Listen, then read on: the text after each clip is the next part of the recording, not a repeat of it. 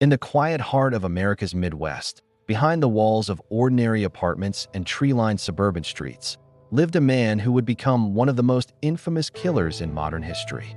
To his neighbors, Jeffrey Dahmer was awkward, polite, a loner who mostly kept to himself. But inside his small apartment in Milwaukee, Wisconsin, he was hiding horrors so unimaginable they would shock the world when finally revealed. 17 young men, lured, drugged, murdered, dismembered, in some cases consumed. This is the chilling story of Jeffrey Dahmer, the man the world would come to know as the Milwaukee Cannibal. Jeffrey Lionel Dahmer was born on May 21, 1960, in West Allis, Wisconsin. At first glance, his childhood looked like any other. But beneath the surface, cracks were already forming. His parents' marriage was turbulent. His father, Lionel, was often away for work, while his mother, Joyce, struggled with her own battles: depression, medication, and instability. As a child, Dahmer seemed shy, withdrawn, but he developed a disturbing fascination early on: roadkill. While other boys played with toy cars, Jeffrey collected animal bones, dissected carcasses, and preserved remains in jars. His father once mistook it for scientific curiosity. In reality, it was the seed of something far darker. By high school, Dahmer was socially awkward, often drinking heavily even in class. Teachers saw a quiet student, classmates saw a prankster, but nobody saw the emptiness building inside him. The summer of 1978 would mark the beginning of his crimes. Just weeks after his parents' divorce, Dahmer picked up an 18-year-old hitchhiker named Stephen Hicks. He invited him home for drinks. Hours passed, and when Hicks tried to leave, Dahmer panicked at the thought of being abandoned. He struck Hicks with a dumbbell, then silenced him, then dismembered his body in the basement. He crushed the bones with a sledgehammer and scattered them in the woods behind his house. It was his first murder. For the next 9 years, he didn't take anyone's life. But the fantasy, the dark craving that had been awakened, never truly left him. In 1987, the urge returned. Now living in Milwaukee, Dahmer checked into a hotel with a man named Stephen Twomey. The next morning, Twomey was dead. Dahmer claimed he had no memory of the killing, that he simply woke up and found Twomey beside him, lifeless. But instead of going to the police, Dahmer purchased a large suitcase. He transported the body back to his grandmother's house, where he lived at the time. There, he dismembered it. This marked the beginning of his killing spree. Over the next few years, Dahmer would lure men, mostly young, often marginalized, back to his home with promises of money, alcohol, or companionship. Few ever walked out alive. Dahmer's method became chillingly consistent. 1. Lure. He targeted vulnerable young men, particularly from Milwaukee's gay clubs. 2. Drug. He spiked their drinks with sleeping pills. 3. Kill. Strangulation was his favorite method. 4. Dismember.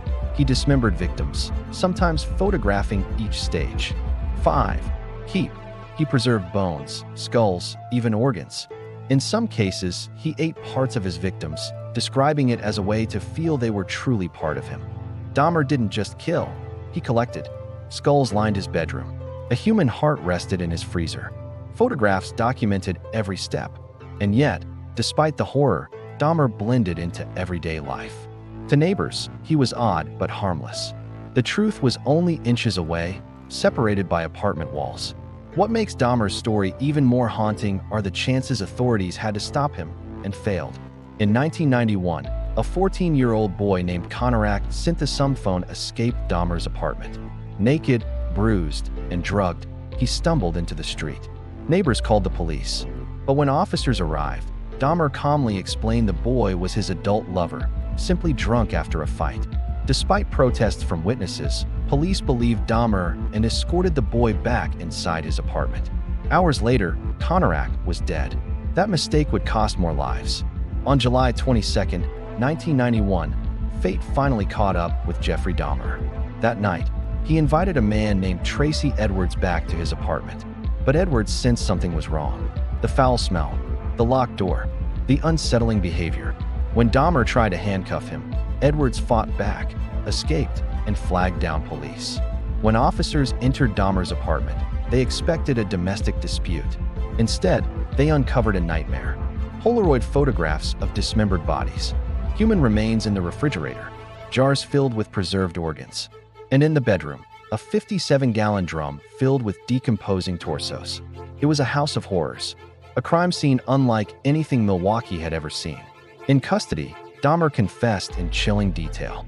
He spoke calmly, almost politely, describing how he killed, why he kept trophies, and even his experiments in creating what he called zombies, drilling into skulls and pouring chemicals, attempting to make his victims submissive but alive. He admitted to killing 17 men between 1978 and 1991. His words shocked even the most experienced detectives. To Dahmer, the killings were not just about death. They were about possession, control, and the terror of abandonment. In 1992, Dahmer stood trial. Unlike many serial killers, he did not deny his crimes. His defense argued insanity. His lawyers claimed no sane person could commit such atrocities. But psychiatrists disagreed. They described him as a man fully aware of his actions, driven by compulsion but legally sane. The jury agreed. Dahmer was sentenced to 15 consecutive life terms, more than 900 years behind bars. Inside prison, Dahmer remained a strange figure. Some inmates hated him. Others were fascinated. Dahmer himself reportedly mocked his crimes, shaping food into body parts or using ketchup to mimic blood. But prison justice came swiftly. On November 28, 1994, Dahmer was attacked by fellow inmate Christopher Scarver while cleaning the prison gym. Scarver bludgeoned Dahmer with a metal bar. Moments later, Jeffrey Dahmer was dead. The story of Jeffrey Dahmer left scars far beyond Milwaukee. For the families of his victims, the pain never ended. Communities questioned how police could have failed so many times. Psychologists debated what created such a monster. Was it childhood trauma, mental illness, or simply evil? And the public? They were left horrified, but morbidly fascinated. Dahmer's crimes inspired books, documentaries, films, even controversial dramatizations. He became a symbol of darkness hiding in plain sight. Jeffrey Dahmer was not a shadowy stranger lurking in the night. He was a neighbor, a customer at the corner store, the man living quietly in the next apartment. That's what makes his story so terrifying. Evil wasn't hiding in some distant alley. It was sitting across the hallway. 17 lives, stolen in silence. And the question that will always remain is not just why did he do it, but how many more Jeffrey Dahmers walk among us, unnoticed, until it's too late.